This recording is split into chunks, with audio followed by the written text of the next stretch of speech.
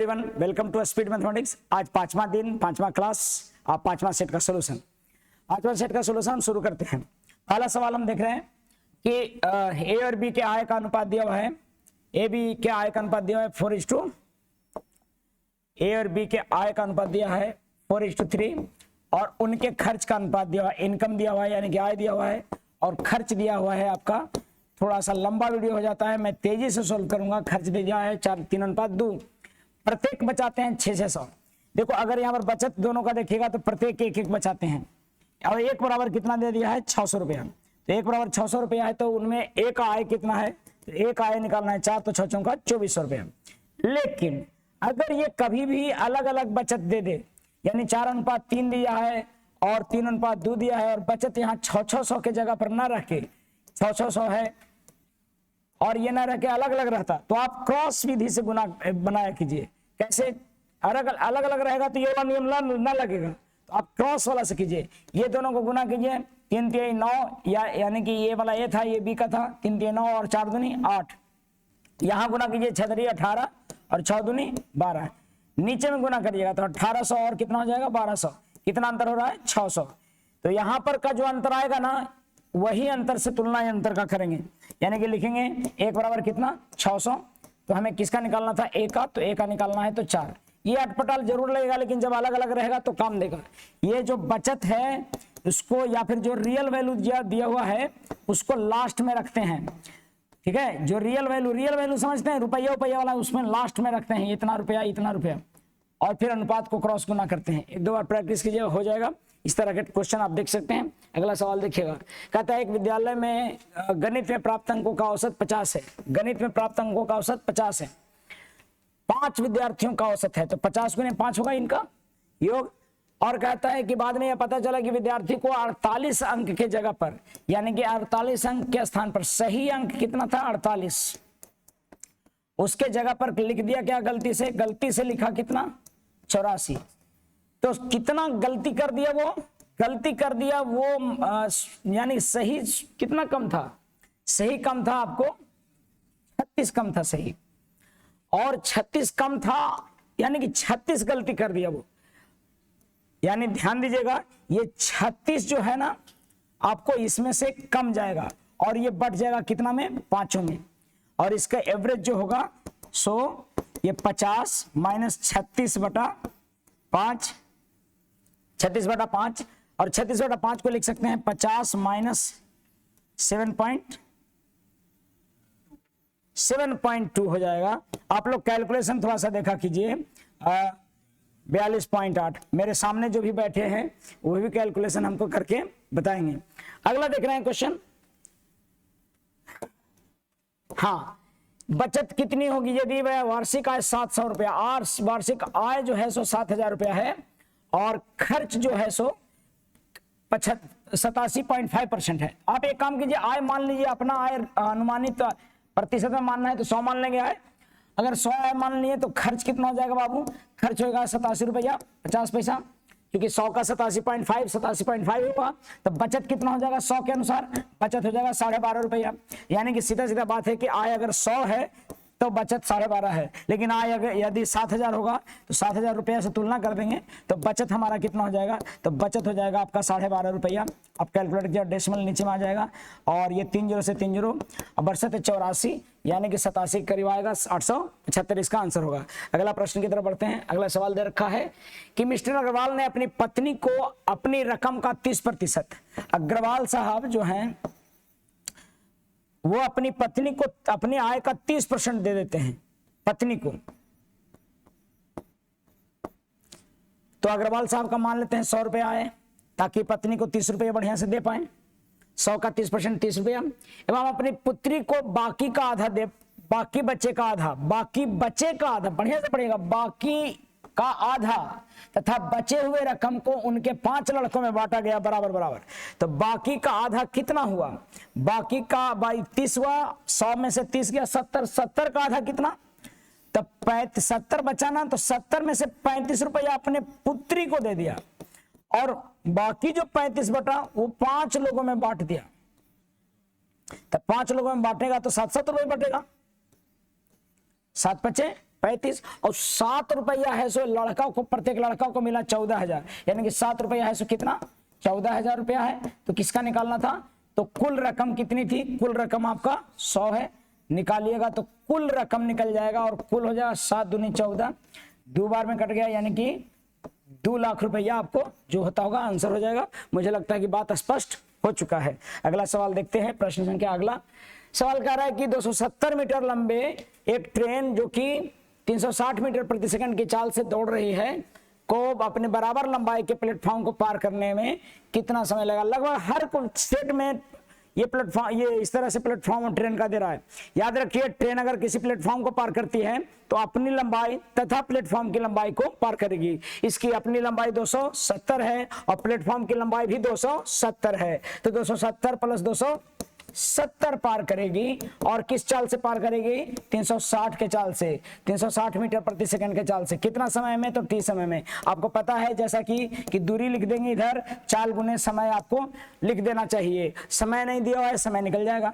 270 यानी कि 540 बटा 360 गुण बराबर क्या, टी, और ये निकल जाएगा 18 54, 18 दूनी 36, 3 बटा 2 यानी कि 1.5 सेकेंड आपका आंसर, 1.5 सेकंड आपका आंसर। 3 बटा 2 आ रहा था टाइम, 1.5 सेकंड आंसर। अगले प्रश्न की तरफ बढ़ते हैं। आपको दूरी बराबर चाल गुने समय लिखना है। कई बार यहाँ पर बदलना पड़ता है, नहीं बदलना पड़ा क्योंकि मीटर था, ये भी मीटर प्रति सेकंड है।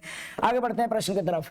कहता है एक विद्यालय में लड़कों और लड़कियों की, बॉयज और गर्ल्स के अनुपात दिया हुआ है 2:3। लड़कों की संख्या 20% बढ़ा दी गई, 20% बढ़ा दिया गया लड़कों की संख्या इसका, और लड़कियों की संख्या 10% बढ़ा दी गई, इनका बढ़ा दिया गया 10%। तो नया अनुपात क्या होगा, तो इसको मान लीजिए 200, इसको मान लीजिए 300। 20 बढ़ाएंगे तो 200 का 20% कितना, 40 बढ़ेगा, तो यानी कि 240 बढ़ के हो जाएगा। 200 का 20% निकालिए, 200 का 10% 20 और 20% कितना 40, 300 का 10% 30 बढ़ जाएगा तो 330। तो 11 के मल्टीपल वाला कोई है ही, एक ही है, यही काट पीट का आएगा, काट के देख लीजिएगा। ठीक है, आगे बढ़ते हैं। प्रश्न संख्या, चीनी के भाव में 20% कमी हो गई। अब एक व्यक्ति 36 रुपए में 500 केजी अधिक चीनी खरीदता है। याद रखिए बाबू, अगर चीनी का दाम कमा है 20%, दाम कमा है 20%, यानी 5 से क्या हुआ है 4। 20% का मतलब क्या होता है भाई साहब, 1/5। तो दाम कमा है 5 से 4, तो खपत क्या हो जाएगा पता है, खपत 4 के बजाय 4 से 5 हो जाएगा। यानी कि पहले से खपत कितना अधिक, कितना मानी या खपत कहिए या फिर सामान जो मिलने लगेगा ना, सामान, वो सामान 4 के बजाय क्या मिलने लगा, 5 मिलने लगेगा। उतना ही पैसा में 5 पहले दाम था 5 रुपया, अब है दाम 4 रुपया। तो सामान अगर पहले 4 को मिलता था तो अब दाम कम गया, इसलिए सामान क्या मिलने लगेगा 5। ठीक उल्टा कर दीजिएगा सामान, यानी कितना केजी सामान ज्यादा मिलेगा 1। लेकिन यहां कह रहा है कि नहीं, इसको 500 ग्राम अधिक चीनी मिलने लगा, उतना ही पैसा में। जितना पैसा में यहां मिलता था ना 4 केजी, उतना ही पैसा में अब 5 केजी मिलने लगेगा। पैसा उतना ही ले जाएगा लेकिन 5 केजी, चूंकि दाम कम गया है। मेरे अनुसार 1 केजी अधिक मिल रहा है, तो 1 बराबर कितना लिखेगा 1 बराबर कितना 500 ग्राम। तो हमको कौन सा दाम पूछ रहा है, प्रति केजी प्रारंभिक कीमत। तो कितना केजी 36 रुपया में पहले खरीदता था, 36 रुपया में खरीदता था प्रारंभ में खरीदता था, प्रारंभ में कै केजी खरीदता था 4 केजी। तो 5 का 20 यानी कि 2000 ग्राम खरीदता है, यानी कि 2 केजी खरीदता है। सोचिए जी, 36 रुपया में प्रारंभ में खरीदता था कितना, 36 रुपया में खरीदता था कितना, प्रारंभ में कितना, तो 2 केजी। 36 रुपया में 2 केजी, तो प्रति केजी का दाम कितना 18 रुपया। यहां पर यही हो जाएगा। आपको एक और था, रकम बटा मात्रा, प्रारंभिक दाम बराबर 100 गुने 100 बटा 100 माइनस जितना कमी है 100। कमी या वृद्धि रहेगा तो प्लस हो जाएगा, कमी रहेगा तो माइनस हो जाएगा। तो कितना हो रहा है दाम में कमी 20, तो इसको रकम कितना 36, मात्रा कितना 1/2। 500 को 1/2 केजी में लिखेंगे ना, और गुने 100 और बटा 100 माइनस कमी कितना 20, यानी कि हो जाएगा 80। तो 36 दूनी 72, 72 हो जाएगा नीचे में, और 100 बटा कितना हो जाएगा 80, 20 पचे 100, 20 चौका 80, 9 अट्ठे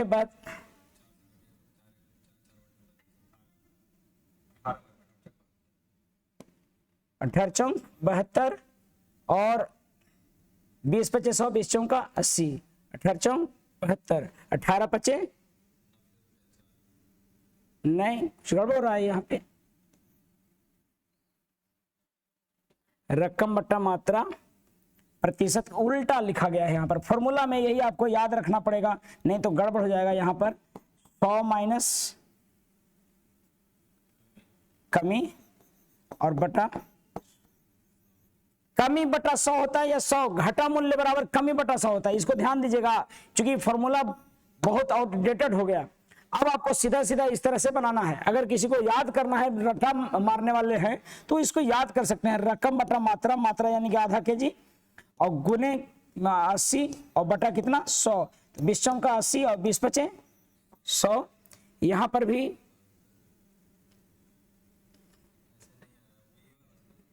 मुझे लगता है कि ये आपको फॉर्मूला में, आप देखिएगा फॉर्मूला आपको याद रखना होगा, तो दूसरा फॉर्मूला आप ड्राइव कीजिएगा, लेकिन मुझे लगता है कि ये सटीक है।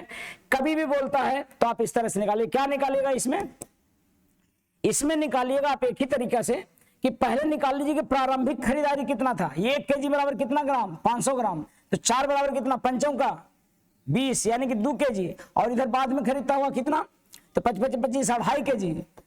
आपको याद रखिए कि 2 केजी का दाम 36 रुपया। अब रह गया बात फॉर्मूला का, तो फॉर्मूला आप एक बार देख लीजिएगा। मुझे लगता है कि रकम बटा मात्रा, इसका रकम बटा मात्रा और गुने यहां पर लिखाता है कमी प्रतिशत और बटा 100 माइनस कमी, ऐसा कुछ लिखाता है, ठीक है। यानी रकम 36 हो गया और आधा हुआ, और गुने कमी जो हुआ था आपका कितना था, कमी 20 और बटा 80, तो 20 चौका 80, आपका 36 दिन बड़ा 18 चौक 72, 18 रुपया। कुछ फॉर्मूला ऐसा होता है, प्रारंभिक वाला के लिए फॉर्मूला ऐसा होता है, जो फॉर्मूला रटना चाहते हैं प्रारंभिक वाला के लिए फॉर्मूला ये होता है, और घटा वाला के लिए फॉर्मूला होता है आपको घटा, ये प्रारंभिक मूल्य। और घटा मूल्य के लिए क्या फॉर्मूला होता है, घटा मूल्य क्या फॉर्मूला होता है, वो होता है वो रकम बटा, थोड़ा सा रटने वाला मुझे आप लोगों को बताना जो है वो आपको याद कर लेना है। रकम बटा मात्रा और गुने यहाँ पर लिखिएगा, इसमें कमी बटा 100 होता है। यही दोनों में कंफ्यूजन हो जाता है, इसीलिए बच्चों को मैं बोलता हूं कि ये वाला तरीका यूज कीजिए, कभी भूलते नहीं है। यहां पर प्रारंभिक मूल्य बराबर क्या होगा, प्रारंभिक मूल्य बराबर हो जाएगा रकम बटा, ये रटिएगा, क्योंकि देखो हम भी भूल जाते हैं इसको, ठीक है, क्योंकि मैं यूज करता ही नहीं हूं।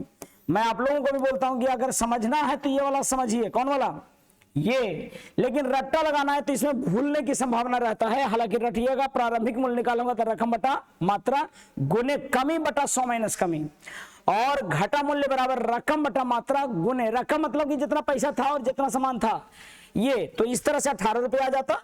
यहां पर भी देखिए 18 रुपये आ रहा है। अब दोनों तरीके से यहां पर कंफ्यूजन हो जाता है, इसलिए मैं बोलता हूं क्या कीजिए, या तो बढ़िया से रट्टा लगाइए, नहीं तो समझ में आता है तो बहुत आसान है, मौखिक बनेगा ही। खैर आगे बढ़ता हूं। सवाल दे रखा है कि नाव के धारा के साथ 1 घंटे में 20 किलोमीटर जाती है और उतनी ही दूरी धारा के विपरीत 2 घंटे में तय करती है। 20 किलोमीटर जाने में धारा के साथ x प्लस वाई मान लीजिए, 20 किलोमीटर जाने में कितना लेता है 1 घंटा, और x माइनस वाई धारा के विपरीत 20 किलोमीटर जाने में कितना घंटा लेता है 2 घंटा।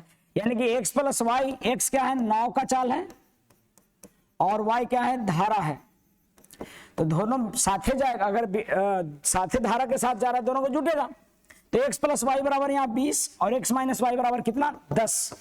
तो हमको सोल्व करना है x प्लस वाई स्थिर चल में नाव की चाल, तो नाव x बराबर क्या होगा, दोनों को जोड़ के दूसरे भाग कीजिए, यानी कि 15 के चाल से होगा, आपको आंसर हो जाएगा A। तो कुछ चीजें हैं ना कि जो आपको याद करना है, और कुछ चीजें हैं कि अगर पढ़ा हुआ है पहले से, जैसे इसी पढ़ा हुआ है पहले से, तो पहले से पढ़ा हुआ है तो आप आसानी से बना लेंगे। जैसे ये अगर पढ़ा हुआ होता तो मुझे ये फॉर्मूला बताने की आवश्यकता नहीं है, ये वाला से बन जाता है ऐसा इसलिए। लेकिन जिनका पढ़ा हुआ नहीं है थोड़ा सा रट लीजिएगा, मैं भूल जाता हूं, आप लोग संभाल लीजिए।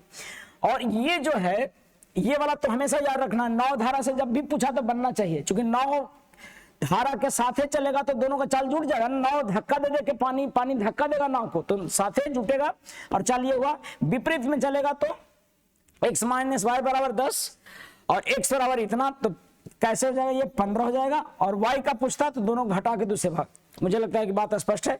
अगला बढ़ते हैं। a और b एक काम को 30 दिनों में करते हैं,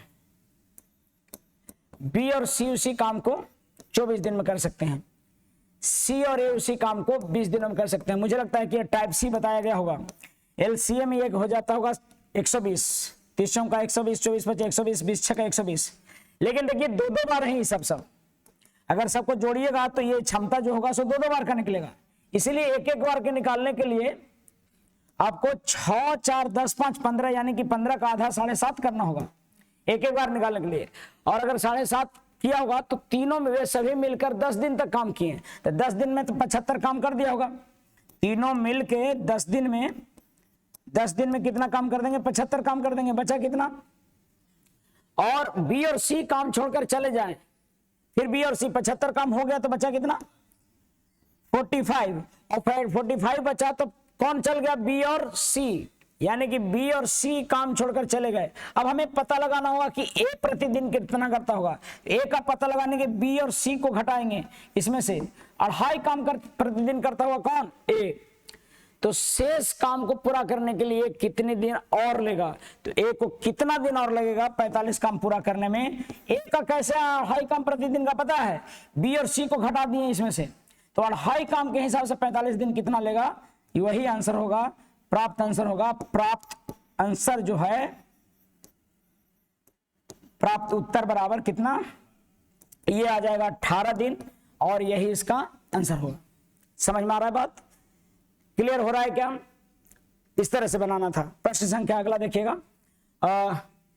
6 सेंटीमीटर व्यास की एक धातु को ठोस गोलाकार गेंद ने पिघलाया।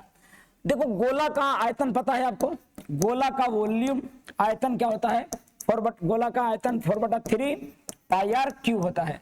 और शंकु का आयतन क्या होता है, शंकु का आयतन होता है,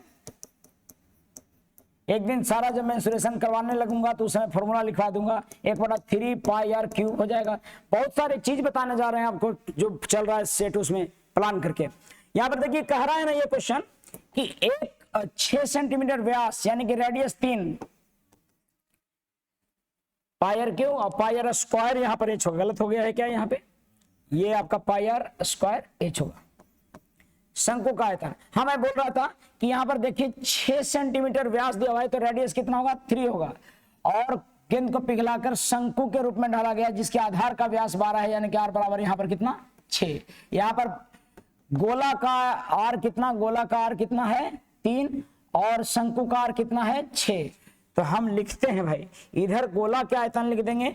अगर गोला को शंकु बनाया गया है तो इधर गोला का आयतन लिखिए, इधर शंकु का आयतन लिखिए। तो शंकु का आयतन क्या हो जाएगा, शंकु गोला का आयतन हो जाएगा पहले 4/3 पाई आर क्यूब, आर इसका कितना था गोला का 3 का क्यूब, और इधर जो होगा सो 1/3 पाई आर क्यूब, यानी कि आर कितना है 6 का, सॉरी 1/3 पाई आर स्क्वायर, और गुने एच, हमको एच निकल जाएगा यहाँ से। मुझे नहीं लगता है किसी को डाउट हो आए, केवल फॉर्मूला याद रखना चाहिए।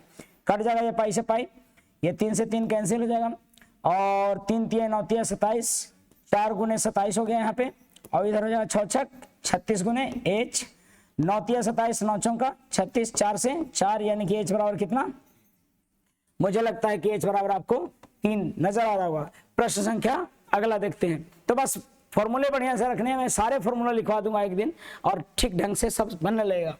वृत्त की परिधि 100 सेंटीमीटर है तो खींचे गए एक वर्ग की भुजा क्या होगी। वृत्त की परिधि यानी कि एक वृत्त है और इसके अंतर्गत यानी कि इसके अंदर में एक वर्ग खींचा गया है। अच्छा, वृत्त की परिधि दिल है, इसके अंदर में एक वर्ग खींचा गया। आपको पता है वर्ग अगर अंदर में है तो ये जो होगा रेडियस ऐसा होगा, ये आर होगा, आर होगा। परिधि कितना हो गया 2 पाई आर, और ये बराबर दिल है कितना 100।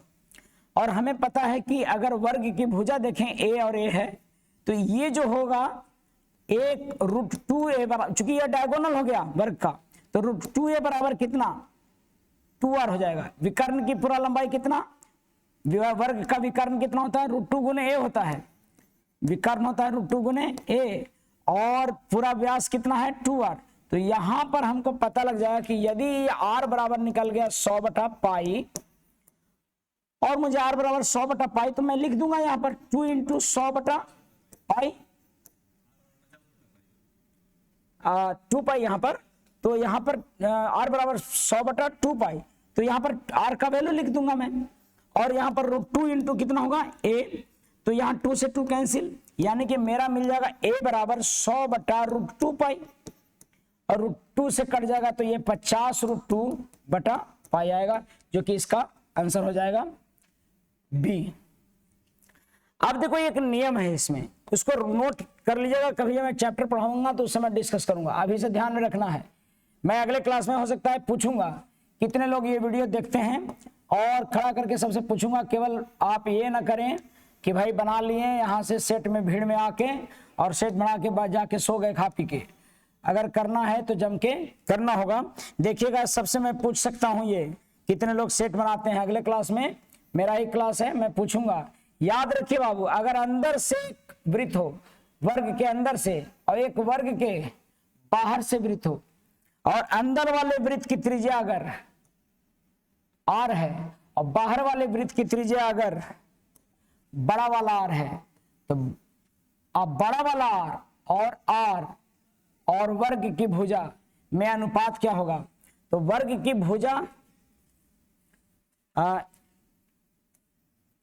भुजा जो होगा, ये जो होगा सो हमेशा √2 गुना होगा, ये जो होगा सो हमेशा √2 गुना होगा, और इसका ये बड़ा वाला √2 गुना होगा, और इसका 2 गुना होगा साइड, इसका 2 गुना होगा साइड, यानी कि 1:√2:2 होगा। ठीक है, कभी भी देता है। जैसे इसका यूज क्या करेंगे सर, यहीं पर यूज करते हैं। अगर हमारा पता लग जाता कि रेडियस इतना है तो साइड निकालना था। ये किधर वाला था? ये अंदर में वृत्त था ना, सॉरी वर्ग के बाहर में वृत्त था, ये बड़ा वाला r था, यानी कि ये बाहर में वृत्त था, तो बाहर में वृत्त है यानी बड़ा वाला r है, ये बड़ा वाला r होता, तो बड़ा वाला r कितना √2 बराबर कितना दे देता है यहाँ पर 100 बटा 2 पाई, और हमें अगर साइड निकालना होता तो साइड कितना रखते 2, यानी 2 से 2 कैंसिल हो जाता, 100 बटा √2 और क्या होता पाई। मैं अगले क्लास में केवल इतना पूछूंगा कि किसी भी वर्ग के बाहर से वृत्त और एक अंदर से वृत्त का त्रिज्या का अनुपात कितना होगा, तो 1:√2, और साइड का अनुपात क्या होगा 1:2:2। मुझे लगता है कि बात स्पष्ट हुआ है, मुझे लगता है कि बात समझ में आया है। 38 देख रहे हैं, सरलीकरण का एक क्वेश्चन है, मुझे लगता है कि ये आपको बन गया होगा, लेकिन जिनसे नहीं बना है लास्ट से शुरू कीजिएगा। 240 है भागे 5/1 भागे 4/1 भागे 5/1 भागे 3, तो 1/3 होगा, लास्ट वाला को तो लिख सकते हैं। तो 15, यानी कि यहाँ पर 1/15 हो जाएगा फिर, और यहाँ पर अगर सोल्व करें तो 1 भागे 4/1/15 होगा ये।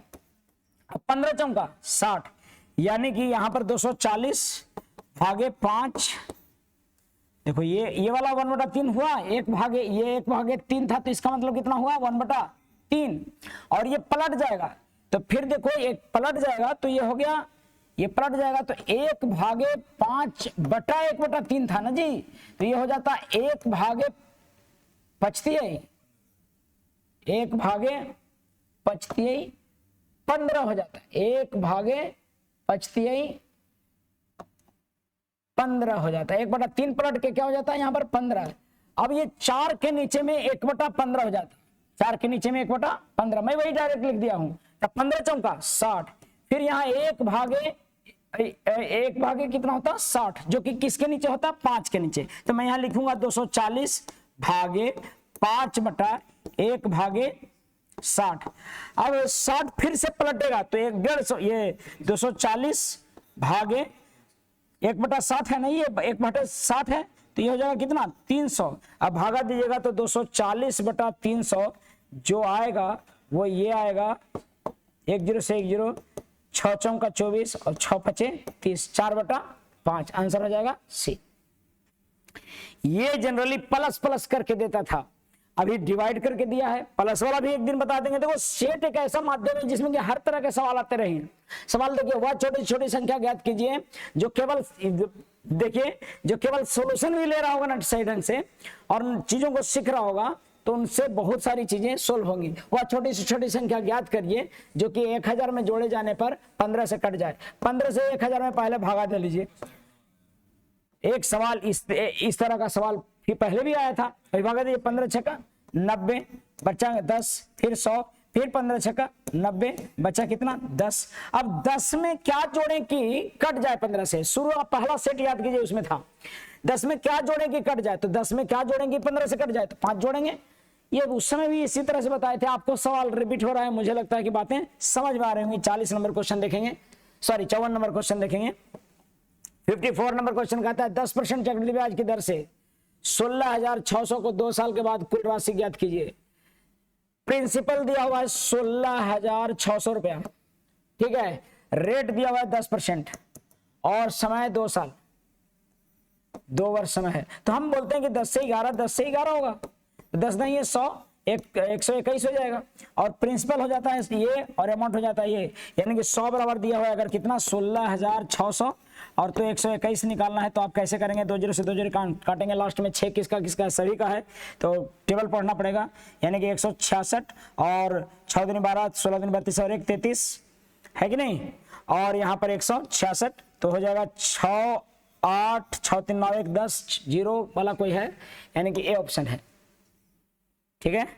कि गलत हो गया, एक बार देखिए मिला लिया कीजिए बाबू। इस सब में आपको कैलकुलेशन में ध्यान देना, मैं पहले भी बोल रहा हूं कि चूंकि एकदम हमको समय नहीं रहता है, अकबकी में होता है कि जाना होता है, तो थोड़ा सा आप लोग कैलकुलेशन केयर किया कीजिए।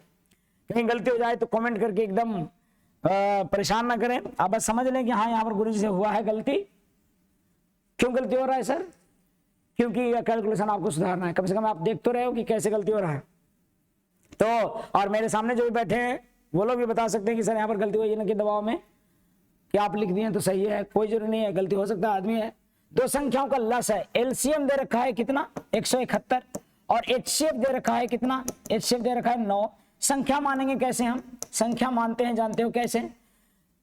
तो अच्छा एक संख्या दिया हुआ है, पहली संख्या फर्स्ट संख्या दिया हुआ है कितना 9, तो सेकंड नंबर दिया हुआ है। एलसीएम एचसीएफ में एक चीज और समझ लीजिए, कभी भी एलसीएम एचसीएफ में पूछता है तो ये मैं नेक्स्ट क्लास में यानी जो अभी बता रहा था उसी में डिस्कस करना है ये बिल्कुल। फर्स्ट संख्या into second number equals to LCM into HCF, ठीक है। पहली संख्या कितना 9, दूसरी संख्या कितना निकालना है और एलसीएम कितना 171, एचसीएफ कितना 9, काटिएगा 9 से 9 तो दूसरी संख्या कितना निकल जाएगा 171। मुझे लगता है कि समझ में आया होगा। अगला बढ़ते हैं। आएगा सवाल ऐसा दे रखा है, भागा में दे रखा है, यहाँ भी भागा है, ये मंझली ब्रैकेट में ले लिया है। तो सबसे पहले तो इसका कल्याण करना चाहिए। इसका कल्याण करिएगा तो क्या मिलेगा 4 गुने 18 भागे 2 का स्क्वायर। तो 2 9 9 चौका, पहले भागा क्रिया करेंगे। ओके 4 बाहर में है, जरा केयर करके 4 बाहर में है तो 18/2, तो 18/2 यानी कि 6 और 6 छक 18/2 यानी कि 9, 9 9 81, 21 चौक 81 चौका, यानी कि यहाँ पर 4 गुने मेरा आ गया 81 और इधर जो है 38 गुने 38, सॉरी यही देखा कीजिए कैलकुलेशन कहीं गलती तो नहीं लिखाता है। ये अंतिम में यार दिन भर क्लास लेने के बाद अंतिम में समय आपको ये देता हूं मैं, हो सकता है कि कहीं माइंड एग्जॉस्टेड होकर कुछ गलती होता होगा। भागा का मतलब ये जो ब्रैकेट में है ना बाबू, भागा का मतलब दोनों नीचे आएगा, तो यानी कि 38 ब्रैकेट में ही था ना, ये देखो ये ब्रैकेट है तो नीचे आएगा दोनों। 38 गुने 18 गुने 38 गुने 18 सिंप्लीफिकेशन का हर दिन सवाल रह रहा है। मुझे लगता है कि इसमें आप नंबर बैठा उठा रहे होंगे। 81 दे रखा है, काटिएगा तो देखिए निकालिएगा। यहाँ पर 9 दूनी 18, 9 9 81 और फिर 9 दूनी 18, 2 दूनी 4 कैंसिल हो गया, चल 4 38 गुने 38, 38 का स्क्वायर 1444, आंसर हो जाएगा सी। 12 का स्क्वायर 144 और 38 का स्क्वायर 1444, याद रखना है आपको। समझ में आ रहा है बात? ये आजीवन याद रह जाना चाहिए कि 38 का स्क्वायर 1444। मुझे लगता है कि बात स्पष्ट है। प्रश्न संख्या अगला देखिए, एक पाइप टाइम एंड वर्क का दूसरा सवाल ये है, पाइप एंड टंकी है ये। 8 घंटा में भर सकता है, एक अकेले 8 घंटा में भर सकता है। निचले भाग में रिसाव खाली करने वाला एक दूसरा नल है, जिसके कारण वो 12 घंटे लग जाते हैं दोनों मिलके भरने में। पहला वाला नल और दूसरा नल मिलके 12 घंटा में भरता है, क्योंकि ये रिसाव हो गया है एक। अब एलसीएम ले लेंगे तो 48, 8 छक 48, 24 भी ले सकते थे, 24 ले लेंगे, 8 तिरकी 24, 12 दूना 24। यानी कि देखो ना, ऐसा हो गया कि अकेले 3 भरता था, लेकिन दोनों मिल जा रहा है तो कितना भर रहा है? 2। यानी कि खाली करता होगा 1। क्लियर है? और 1 के हिसाब से पूरा टंकी अकेले खाली करना है। इसको कहता है कि रिसाव के कारण पूरा खाली होने में, भरल टंकी खाली होने में कितना घंटा लगेगा? 24 घंटा लगेगा। और इसका आंसर कौन सा है? ए। मुझे लगता है कि जिनका किया हुआ होगा, बन रहा होगा, समझ में आ रहा होगा। प्रश्न संख्या अगला देखिएगा 45।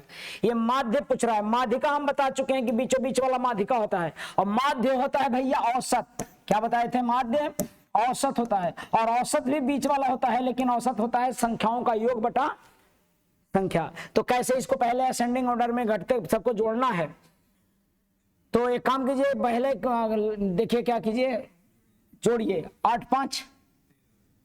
लगता है कि सब लगातार संख्या है। 5 6 7 8 9 10 11, यानी कि 5 6 7 8 9 10 11। अगर कभी भी लगातार संख्या दे दे तो वही माध्य भी और वही औसत भी।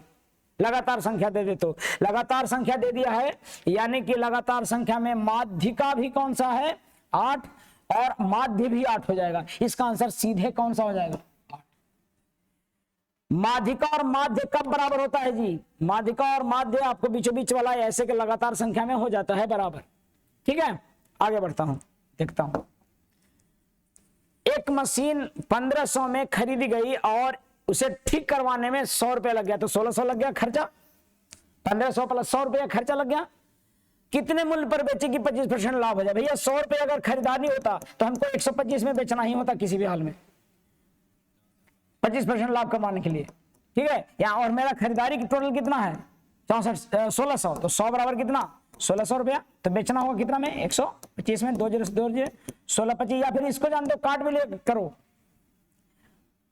25 चौं का 100 और 25 25 25 80, यानी कि 4 तो निकालना है हमको 5, तो 4 चौं का 16 इसी कटेगा 4 बार में, 4 चौं का 16 और 4 5 20।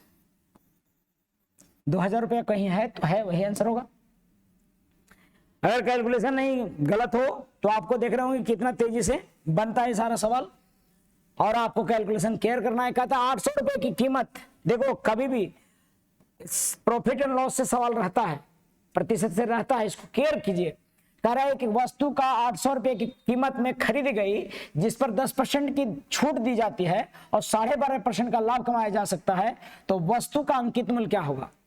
यानी कि क्रय मूल्य देल है और अंकित मूल्य निकालना है। जब भी ऐसा केस दे दे और कहे कि इतना छूट देकर भी लाभ हो रहा हो, ये 4 टर्म आप सुनिएगा, क्रय मूल्य एमपी देल हो, अंकित मूल्य देल हो, क्रय मूल्य देल हो और छूट देकर लाभ हो रहा हो, तो याद रखिएगा एमपी बटा सीपी बराबर बाबू 100 प्लस छूट को डी मानते हैं, प्रॉफिट को लाभ को पी मानते हैं। 100 प्लस प्रॉफिट बटा 100 माइनस डिस्काउंट परसेंट लिख देना है सीधा सीधा। तो कितना प्रॉफिट हुआ है जी? प्रॉफिट हुआ है यहाँ पर 12.5, तो 100 प्लस 12.5 ये लिखना है, और 100 माइनस 10 डिस्काउंट हुआ है, यानी कि 112.5 और ये 90 लिख देना है। क्लियर है मामला यहाँ तक? और इसको कैसे कैलकुलेट करेंगे? ये डेसिमल हट जाएगा तो नीचे में 0 बैठ जाएगा, और ये कट जाएगा 1125 किससे?